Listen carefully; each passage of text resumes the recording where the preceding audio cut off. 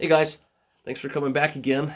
This week I want to carry on the thought from last week and share another gateway band. And by gateway band, I mean a band that kind of introduced me to new things. They were kind of the gateway to getting into new musical genres and styles and bands that I hadn't found previously. So the same night that I heard In Flames on Radio Chaos, I also heard Soilwork for the first time. And aside from the kind of doofy name, Soilwork is a really, really strong band. They're also from Sweden, and they have some similarities to In Flames in the fact that they are heavy and melodic and have a big emphasis on harmony.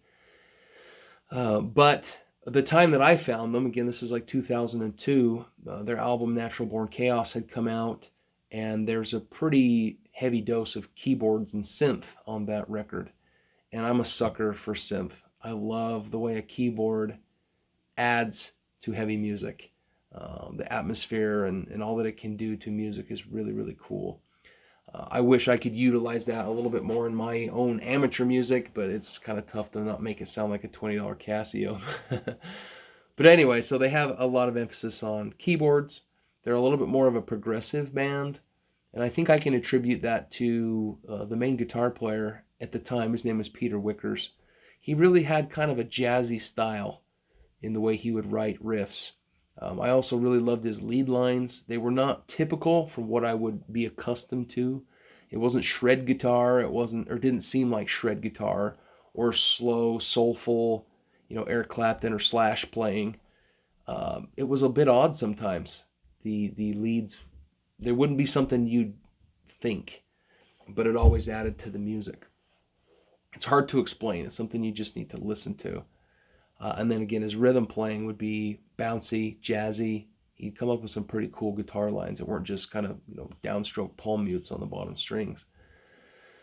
So that was an element that was made them a little bit more different than In Flames. Another thing that I think that they had over In Flames was the vocals. That's maybe a tough call, but what I mean by that is a different style.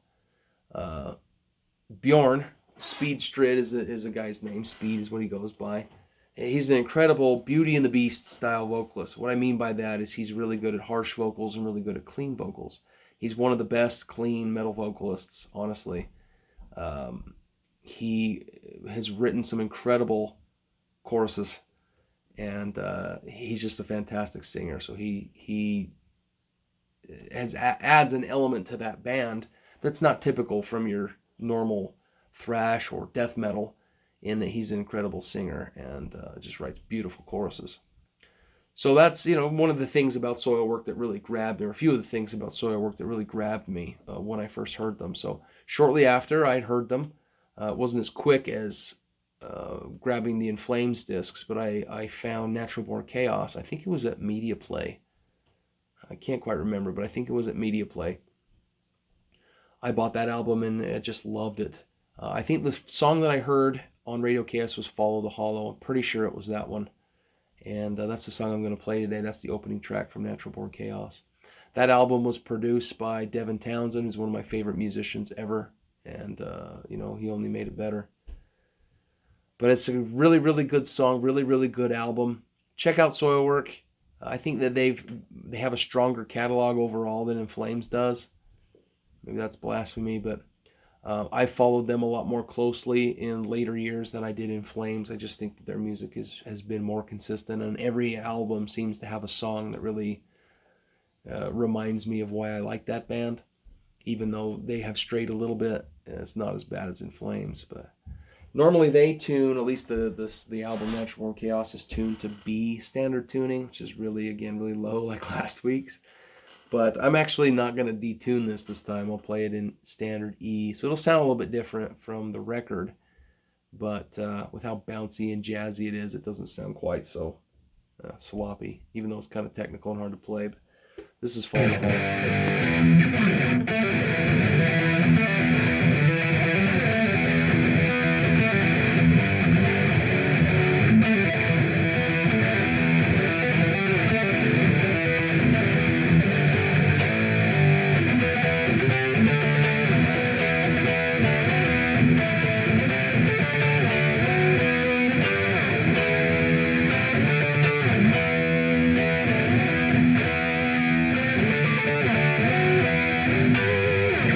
It's really jazzy and bouncy, heavy. Go listen to it.